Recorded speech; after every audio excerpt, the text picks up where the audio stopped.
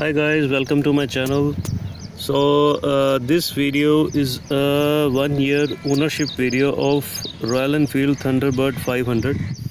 So I will give you the complete detailed information about this bike.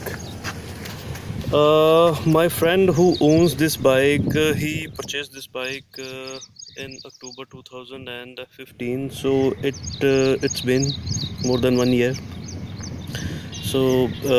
He did almost 20,000 kilometer on this bike, but the rating is around 8,000 because there are some technical issues with the previous digital console meters, not meter but meters, because the meter you can see in front of you is not the stock meters. This one is I think this is the sixth one.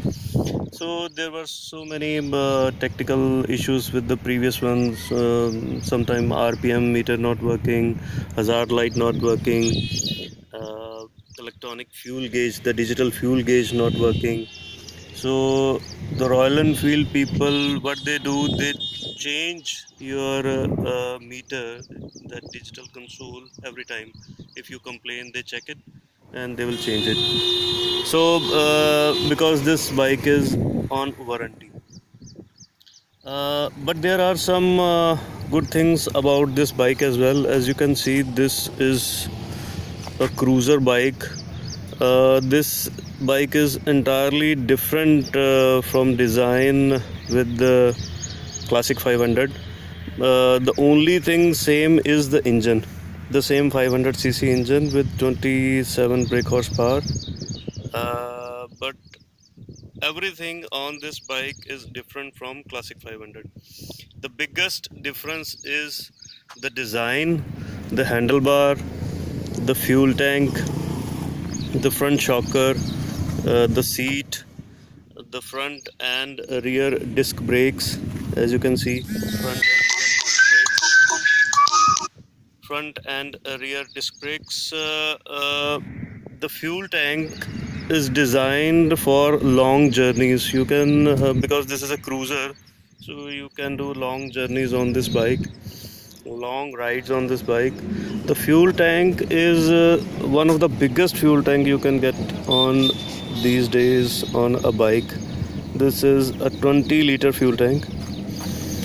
For example, the bike is giving just 30 kilometer per liter, so you can go 550 kilometers straight on a single stretch without refueling. So you don't have to stop again and again for refueling. This is one of the biggest advantage of this bike. Second one is the handlebar. Because of this long handlebar, the sitting position is quite comfortable. So, and the other big advantage of this bike is the vibration. Because of this handlebar, the vibration is quite less than classic 500. And the other difference is the seat design. You can see the back support here. This back support is quite nice, so for long journeys. Handlebar is also very comfortable and very good to handle this bike. You can go pretty fast on this bike because you can control this bike very easily because of both front and rear disc brake. And overall, the design of this bike is unique.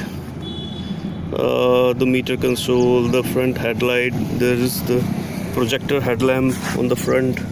As you can see, the projector headlamp, very long front shockers, so minor potholes and bumps, you cannot feel anything so while riding on this bike. And overall, the performance of this bike is, I can say, awesome, because I have ridden this bike so many times. So but there are some issues as per the owner, because it's been more than 1 year he is riding this bike. So he says that you cannot do much customization on this bike because of the design. He did some customization. As you can see, this rod, he did this customization because he, for long ride, he used that saddlebags. Previously this rod was not there. So what happened that the tire damaged that saddle bar, because every time while running the bike, the saddle bag made contact with the tire and it damages the whole saddlebag. So so he did some customization with this rod, with this bike, and overall the performance his bike is good. The bike is giving almost around 35 to 37 kilometers per liter.